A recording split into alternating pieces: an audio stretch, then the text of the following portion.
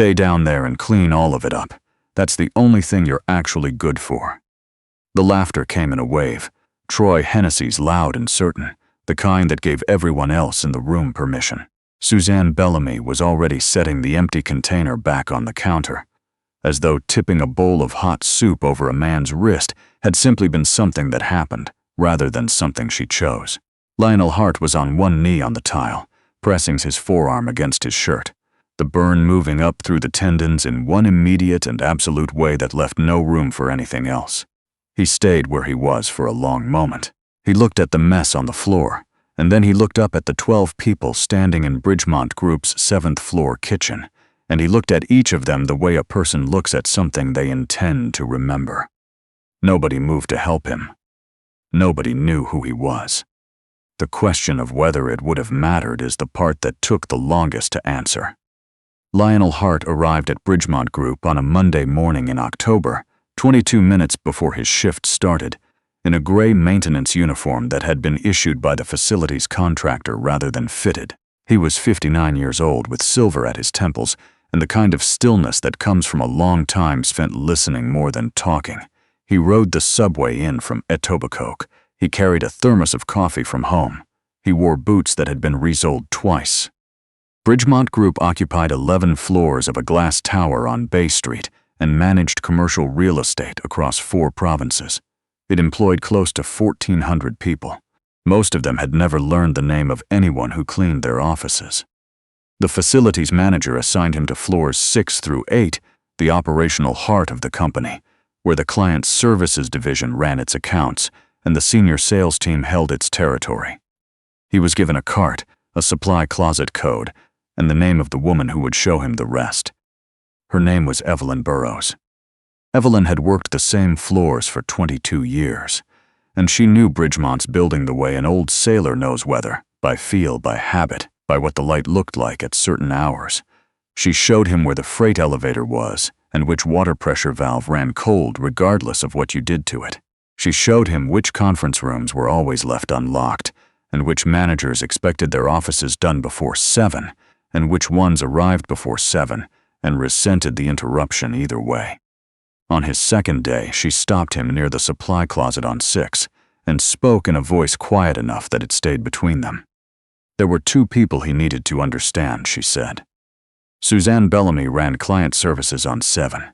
She had been with Bridgemont for 9 years, and she had spent most of them building the kind of reputation that got confused with authority. She was efficient, and she was strategic, and she had decided somewhere along the way that a title was a mirror, and that the people below her existed mainly to reflect it back. She did not see support staff, Evelyn said, not in any real sense. She looked through them the way you look through a window at the weather, registering the fact of them without caring about the content. Troy Hennessy was on 8, senior account director, one of the highest billing people in the building, which was the problem, because his numbers had functioned for years as a kind of insulation. He liked an audience. He had learned early that the easiest laugh in a corporate office was the one that came at the expense of someone who couldn't respond. He had been doing it for long enough that it no longer registered to him as cruelty. It registered as personality. Lionel thanked her. He pushed his cart back down the corridor and said nothing else, and Evelyn watched him go and understood that the warning had landed somewhere useful. It took 4 days for both of them to notice him. Suzanne was first. She passed him Tuesday morning while he was cleaning the floor near the kitchen entrance, and she stopped and looked at the wet section and then at the caution sign and told him, loudly enough for the 2 people behind her to hear, that the sign was supposed to go out before the floor got wet, not after, and that perhaps someone who had difficulty understanding basic workplace sequencing might benefit from reading the orientation binder more than once. She said it pleasantly. That was the thing Lionel noticed most, the pleasantness, the way it made the comment seem like reasonable feedback rather than what it was. He apologized and moved the sign. Troy found him the same afternoon in the kitchen on 8. Lionel had finished cleaning the counter and was rinsing the cloth at the sink when Troy came in with 3 colleagues, ate half a sandwich standing up, left the wrapper on the counter he had just cleaned, and walked out again without looking at him. He said it over his shoulder, "Good man, the way you say it to nobody." The colleagues laughed, because laughing was the social tax they paid in that building, and the rate was cheapest when the cost fell on someone else. Lionel threw out the wrapper. He understood what he had walked into. He had studied environments like this before, had spent time in them in different capacities, and he recognized the particular ecosystem. People at the top of a hierarchy who had discovered that no one below them was going to push back, and who had taken that silence as permission. The behavior did not come from malice, exactly. It came from habit, and habit was harder to correct than malice because it didn't feel like anything that needed correcting. He kept his head down and his cart moving, and he let the building talk in front of him, because people in offices spoke freely around maintenance workers the same way they spoke freely on trains, as though the presence of someone doing service work created a kind of privacy. He heard a great deal. He heard Suzanne tell a colleague in the stairwell that the night crew complaints were a nuisance problem, and that she had routed the last 3 to a filing queue that nobody would reach until Q2. He heard Troy on a call, laughing about a loading dock supervisor who had filed a harassment report and had subsequently been transferred to the weekend overnight rotation for reasons that were documented as operational. He heard 2 people in HR discuss a payroll discrepancy for maintenance overtime that had apparently resolved itself, which was a phrase that meant someone had decided not to look too carefully. None of it surprised him. All of it confirmed something. Meanwhile, things escalated in the way that things escalate when nobody stops them. Troy began deliberately leaving his coffee cup on the cleared counter immediately after Lionel finished it, and would glance at the mess and back at Lionel and say something about the wonders of job security.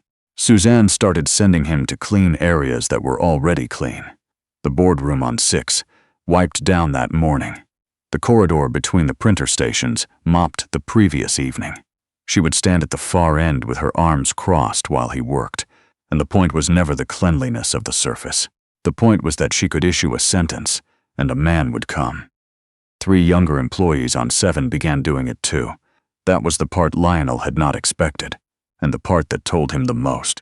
A junior associate started leaving takeout containers on the credenza because she had watched Troy do it and had understood correctly that this was how people in this building signaled belonging.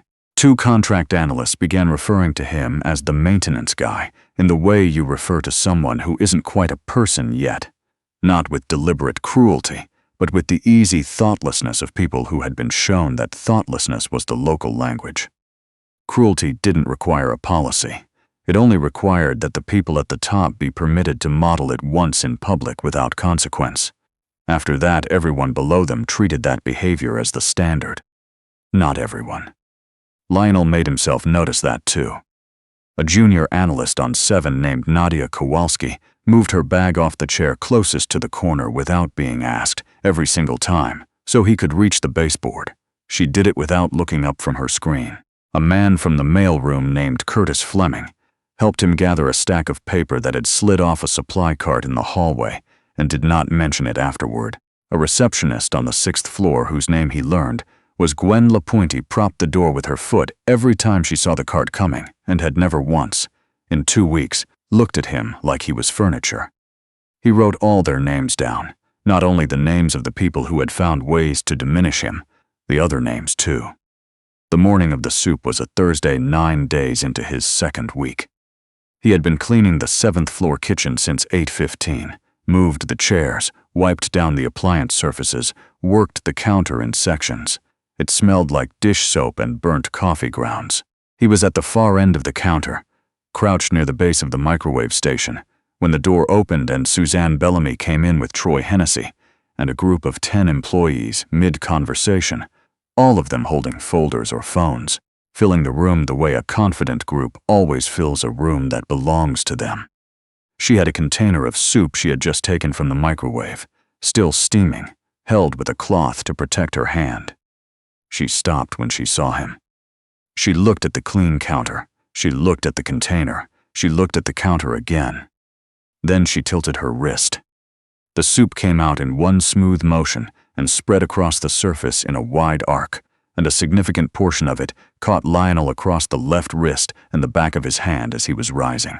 He pulled back hard, the way the body reacts before the mind decides anything, and pressed his arm against his shirt, and the burn moved through the skin immediately and completely in a way that left no room for anything else. Nobody stepped forward. Suzanne pointed at the counter with the empty container still in her hand. "Stay down there and clean all of it up," she said. "That's the only thing you're actually good for." Troy laughed.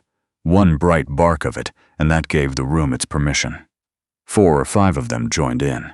The others stood with their folders and waited, doing the arithmetic in their heads about what it would cost to say something, and deciding the price was too high. Lionel stayed where he was for a moment, his wrist pressed against his shirt, the burn climbing up past the tendons. He looked at the room. He looked at their faces one at a time. Not with anger, not with pleading, but the way a man looks at a scene he is going to need to remember precisely. He did not raise his voice. He looked at Suzanne and asked a single question. "Are you certain that's how you'd like to handle this?" The question landed in a strange place. It wasn't a threat and it wasn't a plea, and it had a quality she couldn't classify. She recovered in under 2 seconds. She tilted her head and smiled in the way she smiled when she already knew how a conversation was going to end. "I'm fairly certain you're here to clean, not to ask questions." Lionel picked up the cloth. He cleaned the counter. He wiped the residue from the tile. He wrung the cloth out at the sink with his good hand, put it back and pushed his cart out of the room without looking at anyone on his way out. Something changed in him in that kitchen. Not rage. He had learned a long time ago that rage was expensive to maintain and rarely worth the cost. What changed was the scope of what he was looking at. He had come to Bridgemont to understand how the company worked. Now he understood that the question was different. It wasn't how the company worked. It was why the company worked this way, and who had built the machine that produced a room in which 12 people stood and watched a manager pour hot soup over a man's wrist, and not one of them said a word. Evelyn found him at the service sink 10 minutes later, running cold water over his wrist. The skin had gone red across a patch roughly the width of a handprint. She told him to go to HR. She told him to ask for the incident form and fill it out in full and keep a copy. He asked her whether anyone had ever gone to HR about Suzanne Bellamy before. Evelyn sat down on an overturned bucket. She told him about a woman on the night cleaning crew named Teresa who had submitted a formal complaint about working conditions on Sands floor 14 months ago. The complaint had been logged. The woman's hours had been reduced to part-time 6 weeks later, documented as a seasonal adjustment. She told him about a building maintenance technician who had raised an overtime discrepancy through HR and had been transferred to the Scarborough facility the following month for what was called a rotation. She told him about 2 other people whose names she couldn't remember who had submitted things that had simply never gone anywhere, because the process in this building ran through a single intake point, and that intake point was not neutral. Nobody was ever disciplined, she said. That was not an accident. The machinery wasn't broken. It was working precisely as someone had designed it to work. He thought about that on the subway home. He thought about it with a bag of ice against his wrist at his kitchen table. And he decided the same thing he had decided many times before in many different contexts. Information was only useful if you gathered it correctly and kept it somewhere the interested parties couldn't reach. The next morning he was on the same subway at the same time, in the same uniform, with a bandage under his sleeve and his thermos of coffee. He clocked in at 6:50 and said good morning to the security desk. He also did something he told nobody about. The officer working the lobby that morning was a man named Bruce Adair, who had been with the building for 8 years, and who had, on 4 separate occasions that Lionel had observed in 9 days, gone out of his way to hold the service entrance for a maintenance worker with a full cart. He was the kind of person who did things like that without mentioning it. Lionel stopped at Bruce's desk, pulled his sleeve back enough to show the bandage, and asked him a favor. Pull the kitchen footage from the 7th floor, 8:20 to 8:45 the previous morning. Copy it to a personal drive, and keep that drive somewhere that was not on the Bridgemont network. Bruce looked at the bandage for a long moment. He asked whether Lionel was planning to file something through the company. Lionel said he didn't know yet. He said only that footage in buildings like this one, had a way of becoming unavailable once a formal process started, and he would rather have it and not need it than need it and discover it had resolved itself, the way Descrefines in this building had a habit of doing. Bruce made the copy before his shift ended. Lionel took his cart upstairs and started the east corridor of 6 exactly as he had every other morning, and nobody noticed that anything about him had changed because nobody had been paying attention to begin with. He started keeping a record, not in a notebook that could be found, on a folded sheet in his back pocket, transferred every night to a document on a laptop at home. Dates, times, locations, the names of people who had been present. He noted the reference number of a complaint he found partially printed and abandoned in a queue on the 4th floor printer that nobody had cleared. He cross-referenced what he found with what Evelyn had told him, and with what he had heard standing in hallways, where people assumed no one who mattered was listening. What he found was not complicated. It wasn't supposed to be. Complexity was for things that needed to be defended. This had never needed defending, because no one at the receiving end had ever been in a position to escalate past the point where it was stopped. Every internal complaint at Bridgemont, from facilities, maintenance, loading, overnight security, contract cleaning, moved through a single intake coordinator before it went anywhere else. That coordinator reported to a department head who had, in 4 of the cases Lionel could document, also been named in the complaint itself, or was close enough to the named party to make independence a polite fiction. Overtime approvals for support staff across 3 departments passed through the same routing, which meant the same hands that approved them also had an interest in them not being scrutinized too carefully. 2 statements he found discarded, one in the recycling bin on 7, one in a folder left on a shared printer tray, were originals that had been softened before filing. The original language described specific incidents with specific dates. The filed versions described communication challenges and suggested training. The correction marks were in the same pen, in the same hand on both documents. HR coordinator Pamela Royce had logged most of these submissions. Lionel did not think she was the architect of the system. He thought she was someone who had learned, slowly, that her position stayed easier when certain things stayed buried, and who had made her peace with that the way people make their peace with many things, gradually, without ever quite making a deliberate decision. 3 weeks in, Suzanne Bellamy began to watch him. She had been watching since the morning after the kitchen incident, and she had done it for the same reason anyone watches someone they have underestimated. Because the man had never looked afraid, and that was beginning to concern her.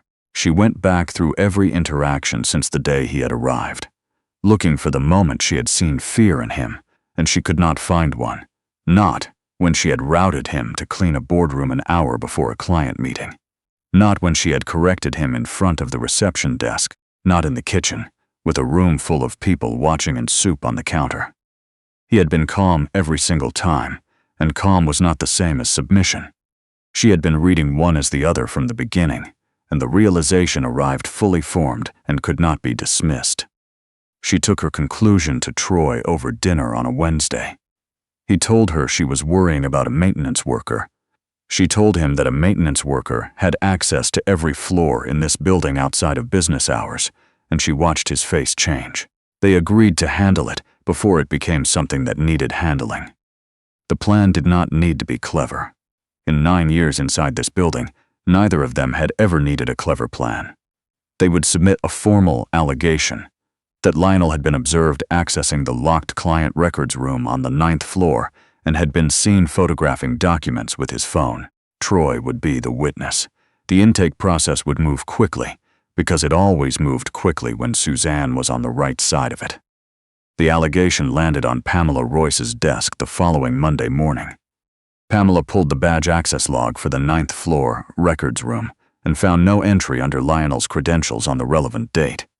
She pulled Troy's calendar and found he had been in a client meeting off-site that morning. She documented both findings and submitted them upward.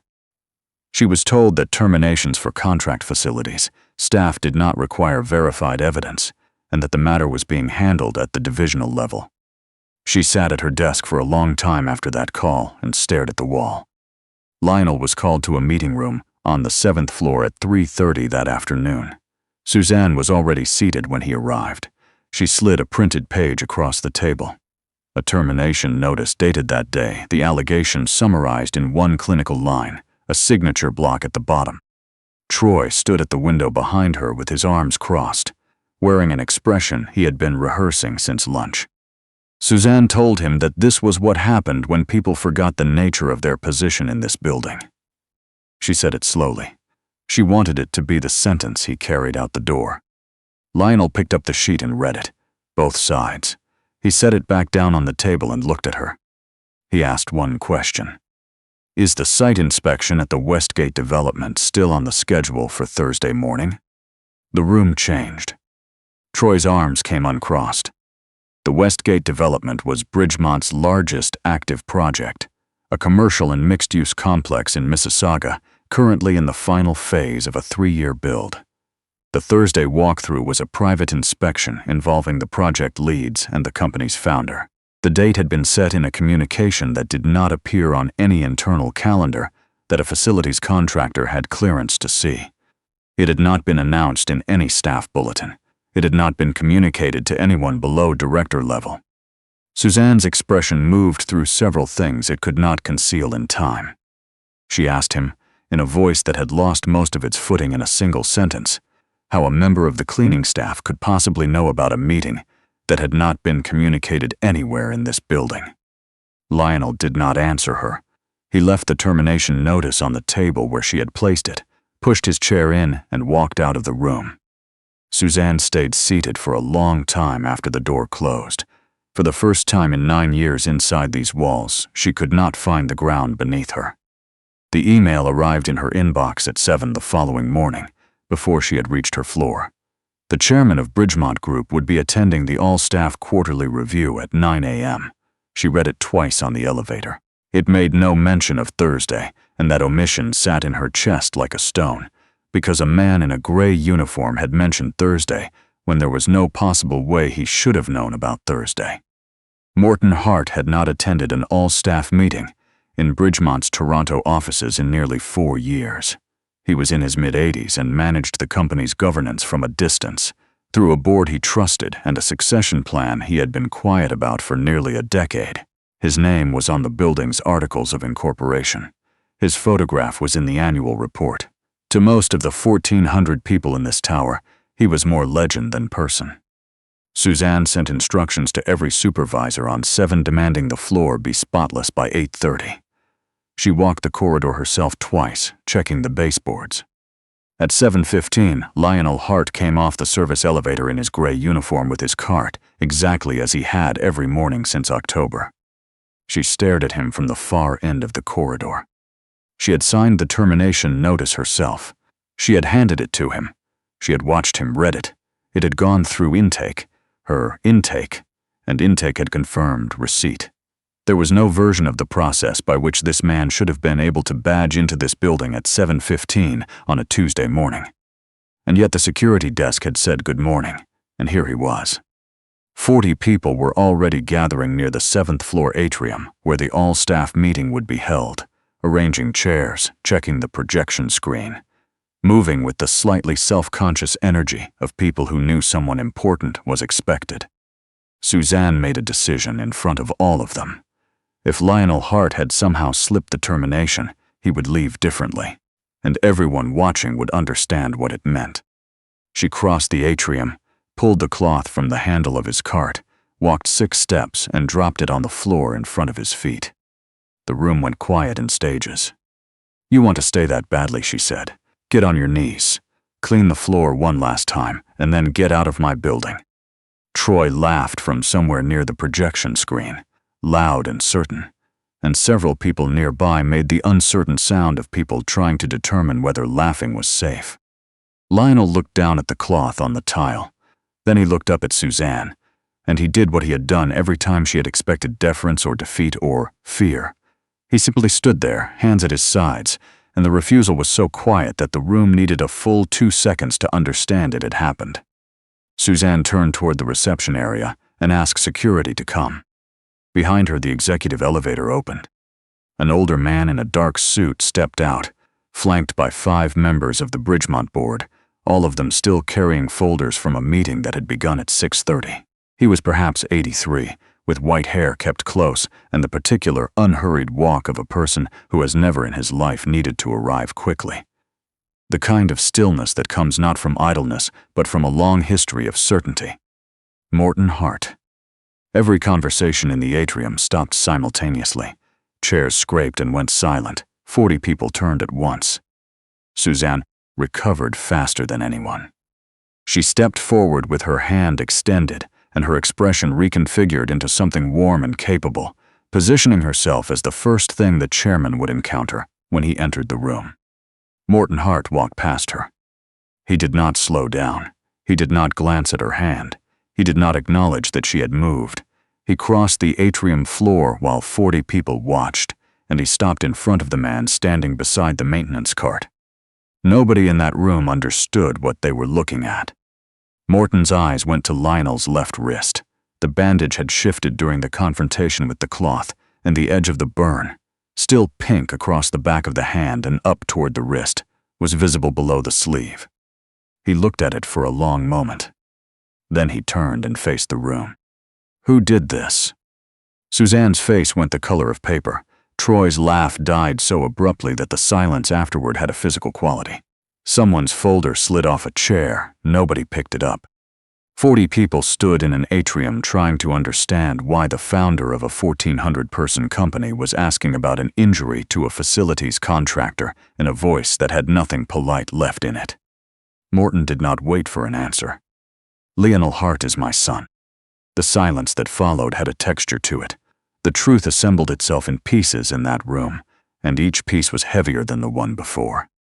Lionel had not been placed at Bridgemont. He had asked to be. He had told his father 18 months earlier that he was not prepared to take stewardship of a company he had only ever seen from the executive floor. He had spent his career in real estate development, in acquisitions, in asset management, in all the rooms where strategy happened, and the consequences for the people doing the daily work were somebody else's concern. He had decided that if he was going to be responsible for 1,400 people someday, he was going to find out first what this company looked like to the people nobody looked at. Morton had agreed and had told no one, not the board, not operations, not the HR department with its 15 staff and its broken complaint structure. Lionel had ridden the subway. He had worn the uniform. He had asked Evelyn Burrows where the supply closet was, and she had shown him, and he had let her teach him the building he was meant to inherit. He had wanted to know how the employees of Bridgemont Group would treat him when they believed he had absolutely nothing to offer them. 3 weeks had been enough to find out. As for the termination, it had never processed. Contract facilities staff at Bridgemont were engaged through a third-party services agreement, and every separation under that agreement required a countersignature from the chairman's office before the badge access was revoked. Suzanne had never known that, because in 9 years, she had never terminated a contractor senior enough to trip the clause. Nobody at that level had ever been worth the paperwork. The counter-signature request had reached Morton's desk at 6:42 the previous evening. He had looked at the name. He had not signed it. But Lionel did not ask for Suzanne Bellamy and Troy Hennessy to be dismissed. That was the part that changed the shape of the room. He walked to the front, took a folder from the lower shelf of his cart, and opened it on the table beside the projector. He laid it out plainly. 17 complaints submitted by support staff, maintenance workers, cleaning crew, loading dock supervisors, overnight security, over a period of 3 years.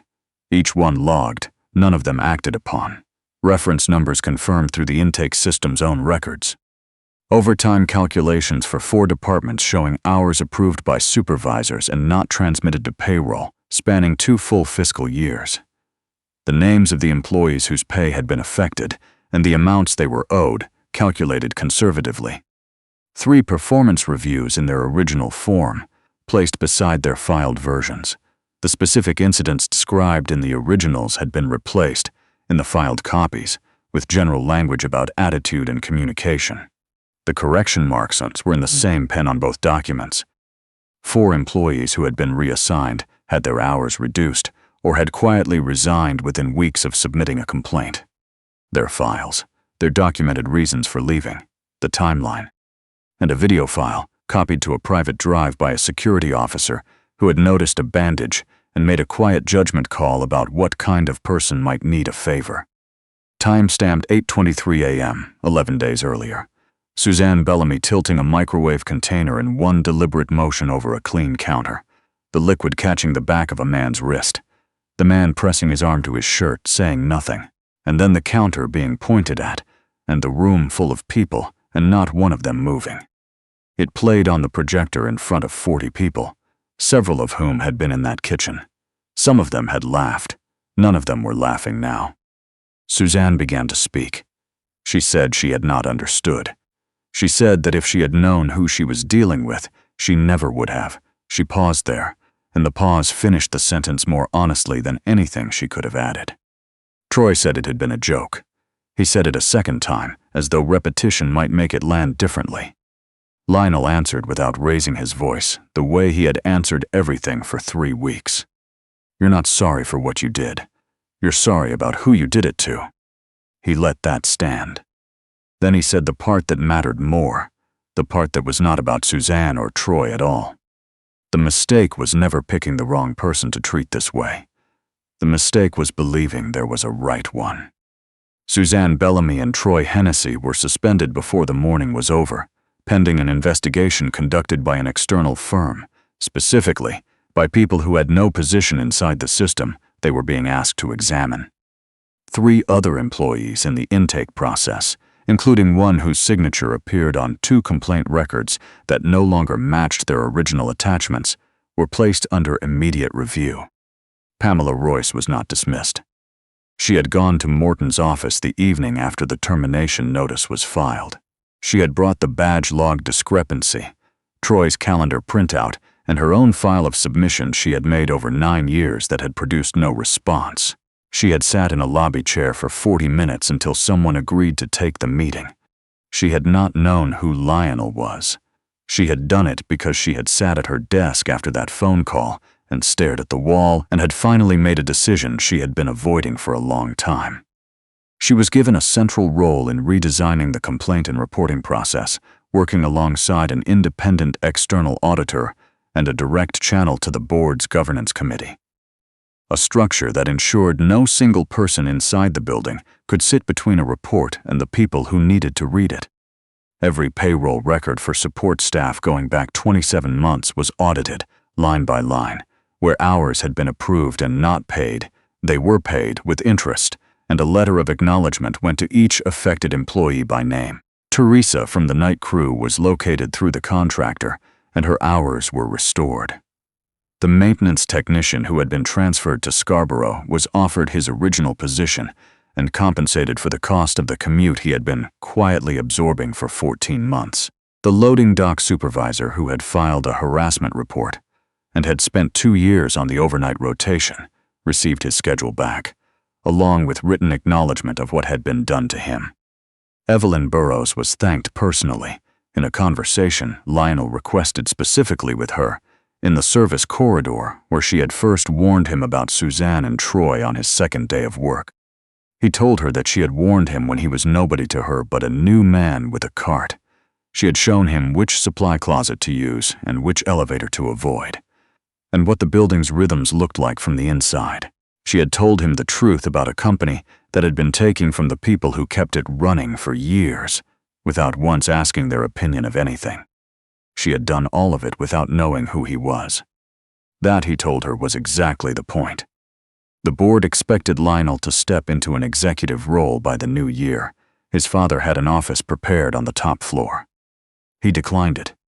He told Morton, and later the board, that 3 weeks with a maintenance cart did not qualify him to lead 1,400 people. It had shown him one thing only, what one floor of one building looked like from the bottom. A person who had seen one floor was not ready to be responsible for 11. He asked to work through operations, through finance, through the regional facilities teams, and the project management divisions.